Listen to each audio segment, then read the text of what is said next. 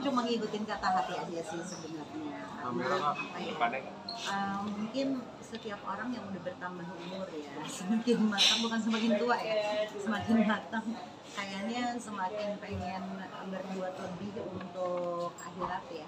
Karena kan yang kayak gini-gini tuh bukan money oriented gitu ya, bukan cari uang gitu, tapi lebih kepada apa sih yang udah aku bikin selama Allah kasih umur gitu.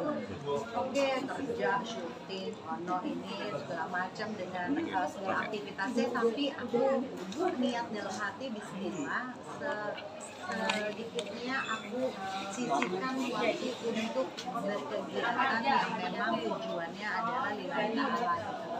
Jadi kayak begini-begini nih buat aku jadi salah satu peluang untuk bisa menyeimbangkan dengan kegiatan-kegiatan lainnya yang mungkin lebih ke personal gitu loh. Oh, gue mau syuting gitu ya, ujung-ujungnya apa sih ya, tujuannya ya untuk cari duit gitu ya, untuk nambah-nambah uang belanja gitu ya. Tapi kalau hal-hal yang kayak gini kan menurut aku ini justru tabungan atau investasi akhirat gitu loh. Jadi aku percaya mudah-mudahan apa ya, kegiatan kayak gini lebih banyak aku isi selain kajian, karena apa namanya pasti banyak rahmat dan banyak berkah kalau kita banyak berkontribusi, entah itu kecil porsinya atau besar, tapi minimal ada upaya lah buat aku untuk bisa berkegiatan yang nggak cuma dunia. Sejak kapan sih lu bikin kajian? Kalau kajian sih alhamdulillah udah lama ya, maksudnya udah dari aku 2019 berhijab, 2000 abis pandemi sih. Abis pandemi 2021 tuh baru mulai mama kajian. Tapi mungkin kajian sekarang beda dengan waktu tahun 2022 atau 2023 ya, yang mana kajiannya mungkin hanya ibu-ibu kompleks atau ibu-ibu sekolah atau ibu-ibu tertentu. Tapi kalau sekarang alhamdulillah masya Allah, teman-teman dari public figure atau artis pun kita sampai berjibun banget, banyak banget majelis taklim yang dinaungi oleh para teman-teman artis dan public figure. Jadi sebenarnya kemudahan tuh sekarang enak banget. Udah tinggal milih mau kajian ya ustadznya lokal, ustazahnya lokal, mau yang di dekat rumah, mau yang di komunitas sekolah, komunitas artis, public figure, atau kita mau lebih lebar lagi yang nasional, yang ustadznya dari luar. Sekarang tuh dikasih kemudahan banget, cuma tinggal mau atau enggak, mau ngelangkahin kakinya untuk berada di majelis-majelis nggak gitu, cuma itu aja sih. Rasa ikut kajian maksudnya dengan ceramah atau siar dari ustadz atau agama siapa sih yang buat Atika bisa tuh kesentil di daerah menjalani proses yang lebih baik lagi, lebih bermanfaat lagi untuk orang banyak. Sebenarnya aku tuh bukan termasuk orang yang fanatik dengan salah satu ustadz dan ustazah ya, karena buat aku semua ustadz dan ustazah itu guru yang mana menurut aku tidak ada yang bisa aku perdebatkan, karena aku orang yang fakir ilmu ya. Jadi buat aku yang paling menyentil adalah masalah-masalah tauhid. Kayak misalnya kalau dari lokal itu contohnya misalnya Ustadz Hilman Fauzi atau Irfan Rizky, atau kalau kita mau bicara fikih sama Ustadz Adi Hidayat atau Puas ya. Tapi kalau lebih ke kolbu atau menyentuh ke hati yaitu Ustadz Hilman Fauzi, Irfan Rizky sama Agim. Mereka tuh konsisten berbicara masalah tauhid atau akidah. Tapi kalau mau belajar fikih beda lagi nih gitu, mau Ustadz Hidayat atau Ulas gitu ya. Kalau mau bicara tentang masalah psikologi Islam yang mana kita bisa mengenal diri kita sendiri, kalau dari luar adalah Ustazah Dunia Suaib. Karena kalau untuk di Indonesia yang spesifik untuk masalah psikologi itu ada Dr. Aisyah Dahlan, pasti udah pada tahu ya, beliau mantan dulu, atau Ustadz Bendri. Itu juga salah satu ustadz dan ustazah yang ngomong masalah psikologi Islam. Tapi semua itu pasti akan nyentuh hati kalau kita menerima materinya dengan kosongin pikiran. Jadi ibaratnya kita mau ngisi gelasnya dikosongin dulu mas, dibuang dulu airnya. Jadi ketika kita nyerap dari semua guru, itu pasti akan kesentuh hati. Jadi aku bisa kadang-kadang nangis, bisa kadang-kadang kayak ketampar gitu ya. Ya dengan sering ngedengerin nasihat dari atau tausiah dari Ustadz dan Ustazah, itulah yang membentuk kita jadi hati ini tuh lama-lama akan soft, akan mudah untuk tersentuh, akan mudah lebih menangis, akan mudah lebih merasa diri ini banyak dosa, banyak kurang, banyak nggak sempurnanya, banyak kelalaiannya, banyak nggak ya pokoknya kita akan selalu merasa kurang. Perubahan individu ada nggak sih yang dirasakan setelah ikut kajian? Perubahan individu Kak. Selain banyak kajian, Perubahan itu, kalau perubahan individu mungkin apa ya,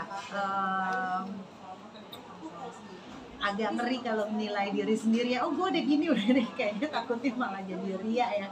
Tapi intinya buat aku sih perubahan itu aku tujukan untuk mencambuk diri aku yang misalnya kadang-kadang masih suka males buka Quran gitu ya. Kayak ada misalnya salah satu nasihat Ustadz kayak misalnya gini, kita tuh sebenarnya hidup dilalaikan oleh apa sih? Oleh handphone. Berapa banyak dalam satu hari kita pegang handphone, itu ketabok loh mas, beneran. Karena kalau dipikir-pikir begitu kita ngelihat penggunaan handphone tuh dalam satu hari bisa 4 jam lebih dalam satu hari. Dari mulai scrolling, dari mulai buka YouTube, dari mulai buka TikTok, Igoy segala macam, belum lagi live jualan segala macam. Ya Allah bisa 6 jam, 7 jam kalau di total. Sementara apa kabar Quranmu di rumah gitu ya, udah berapa lama nggak disentuh gitu, udah berapa banyak yang kau pahami dari setiap juz itu ketabok gitu. Jadi kadang-kadang hal-hal yang kita suka lakuin sehari-hari tapi nggak ada yang bisa menggambarkan atau mendeskripsikannya, itu mungkin kita jadi nggak aware atau nggak sadar, tapi begitu udah ditelanjangin oleh guru-guru kita, akhirnya itu yang merubah kita jadi malu untuk nggak berubah. Jadi walaupun cuma satu ain atau satu ayat nggak apa-apa deh, paksain, karena kebaikan itu memang harus dipaksain. Jadi kayak aku datang ke sini, mungkin aku lebih enak aku main sama anak-anak di rumah karena lagi libur, mendingan gue ke mall gitu ya, atau hangout sama teman-teman, atau enggak kemana kayak. Tapi karena aku pengen memaksakan diri untuk datang di sini, ini banyak kebaikan, banyak berkah di sini, ya emang harus dipaksain gitu. Kalau kemarin sempat umroh seperti apa?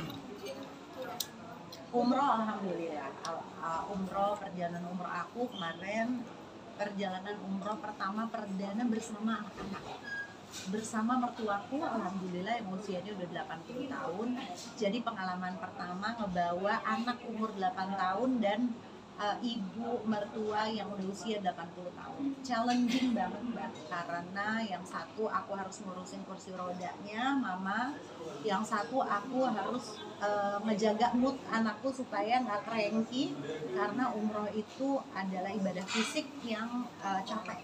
Buat anak 8 tahun harus sa'i 7 kali, harus tawaf 7 kali, itu Masya Allah, sampai akhirnya ada drama aku sama baby baru kelar umroh, karena baru pertama nyampe, kita mikot di pesawat, nyampe tuh langsung umroh, jadi belum mapping lokasi hotel kayak, oh kamu bisa lewat lift ini langsung ke Masjidil Haram, oh kita bisa, belum mapping nih, jadi nggak tahu, pokoknya udah langsung nyampe Masjidil Haram, kita langsung umroh, pulang aku nyasar, ditinggal sama baby sama Bambang duluan ke hotel, dan itu sakit hati banget, kayak wah gila, kayak ya Allah aku ditinggal, ya Allah, itu udah berkecamuk ya, setan tuh di belakang bisikin kayak, tuh suami lo tuh ninggalin, gak peduli sama lo capek, lapar, baru nyampe ditinggalin hotel di mana lo sendirian.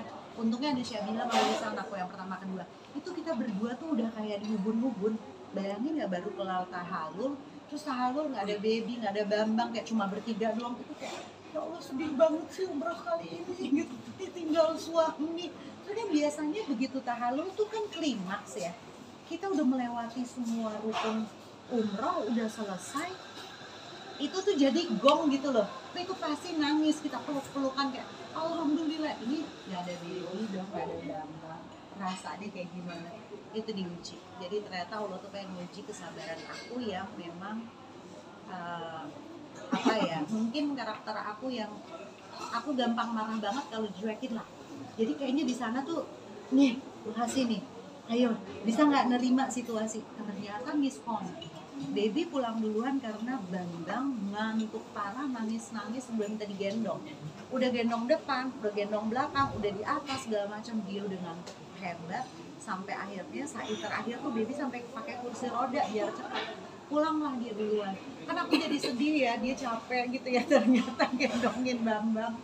Akhirnya aku yang minta maaf sama dia, besokannya kita udah baikan. Jadi banyak cerita seru yang aku ingat, tapi yang aku bersyukur adalah bisa membuat anak gadisku yang udah balik ya begitu berkesan dengan perjalanan umroh ini, sampai dia punya pikiran pengen tinggal di Madinah, nggak pengen pulang lagi. Dia bilang dia pengen restart hidupnya di Madinah, walaupun itu hanya emotional statement, tapi aku merasa kayak kok bisa sih Kak mikir gitu. Nggak tahu Bun, aku ngeliat kayak orang-orang di Madinah tuh mereka enak banget ya, kayak hidup di tengah-tengah surga. Kapanpun mau ke Raudhah bisa, kapanpun mau sholat gampang. Mereka cuma tinggal jualan, terus berdagang, berniaga, abis itu sholat, abis itu gitu aja Bun. Ternyata hidup tuh gini doang ya, kok enak ya, aku pengen tinggal di sini Bun gitu.